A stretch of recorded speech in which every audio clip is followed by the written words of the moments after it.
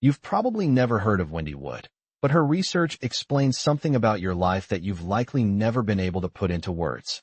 In 2006, Wood, a psychologist at Duke University, asked hundreds of people to track their daily actions and rate how much thought went into each one. The results surprised even her.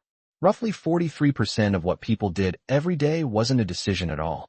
It was automatic, unconscious, repeated in the same setting, at the same time, without a single moment of deliberation. Which means almost half of your life right now is not being lived. It's being run. And here's the uncomfortable part. If you've ever tried to change your life through motivation alone, you were fighting the wrong battle. You were trying to out-willpower a system in your brain that was never designed to be willed into anything.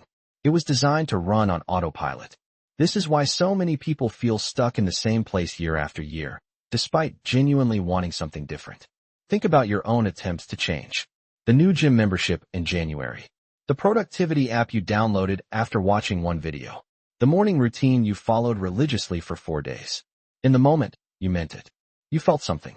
Maybe you even cried a little watching a talk that made you believe this time would be different. And then, without any dramatic event, without any single failure you could point to, it just stopped. You didn't consciously quit. You just drifted back. If this has happened to you more than once, you are not weak, and you are not lacking ambition. You're experiencing something predictable, something psychologists have been documenting for decades. Motivation is a feeling, and feelings, by definition, are temporary. So let's talk about why motivation fails you almost every single time, and what actually works instead. Motivation is an emotional state. It rises when you're inspired, when you picture the future you want, when a video or a conversation lights something up in you. But emotional states are designed to be short-lived. If they weren't, you'd be stuck in them forever, unable to respond to anything new. Your brain is built to return to baseline. That's not a flaw. That's regulation. The problem is that most people build their entire self-improvement plan on top of this fluctuating emotional weather system. They wait to feel motivated before they act. And because motivation is unreliable by design, their actions become unreliable too. Here's where it gets interesting.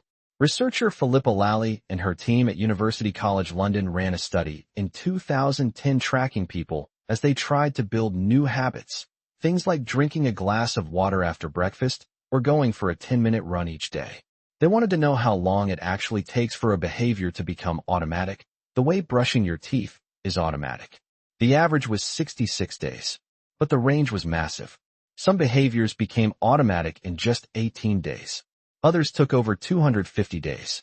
The deciding factor wasn't intelligence or willpower or how badly someone wanted the outcome. It was consistency. The people who repeated the behavior in the same context over and over, without demanding perfection from themselves, were the ones who crossed over from effort into automation. This is the shift almost nobody talks about. You are not trying to feel motivated forever. You are trying to survive long enough, doing something small enough, for your brain to stop treating it as a decision and start treating it as a default. That single idea changes everything about how you should approach change. Instead of asking, how do I get more motivated, start asking, how do I make this easier to repeat than to skip?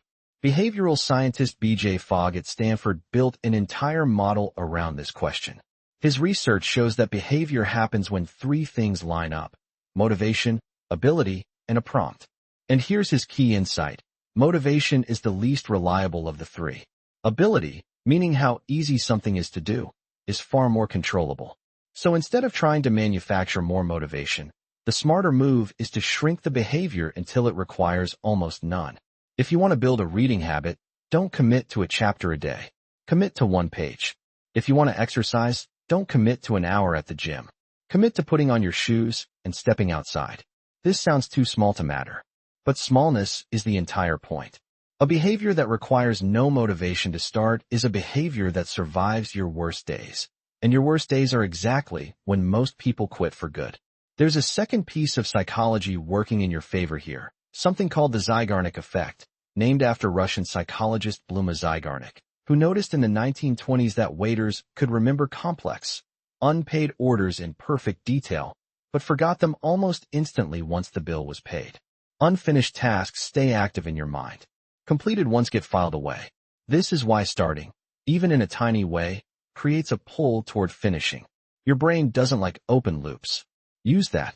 The hardest part of any habit isn't doing it well. It's simply beginning. So here's how this becomes practical. First, pick one habit, not 5. Trying to overhaul your entire life at once almost guarantees failure because you're spreading limited willpower across too many fronts. Choose the one behavior that would create the most downstream benefit if it became automatic.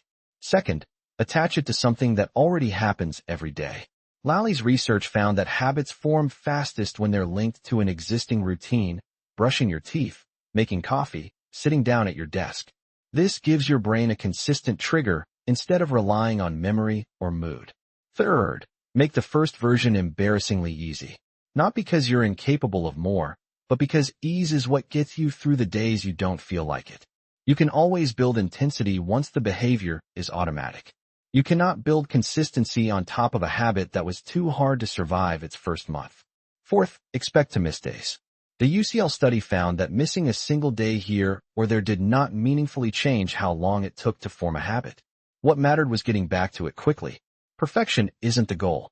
Return is. Fifth, stop waiting to feel ready. Readiness is a feeling, and you now know exactly how reliable feelings are. Action comes first. The motivation, when it shows up at all, usually follows after you've already started, not before. If you take one thing from everything you've just heard, let it be this. You don't need to become a more motivated person. You need to become someone whose good behaviors no longer require motivation at all. That's not a lower standard. It's a smarter one. It's the difference between people who change their lives for a few weeks every January and people who quietly, consistently become someone different by the time next January arrives. Discipline was never about gritting your teeth and forcing yourself through sheer willpower. It's about designing your days so that the right action becomes the easiest one to take. Do that consistently enough, for long enough, and one day you'll realize you're no longer trying to become that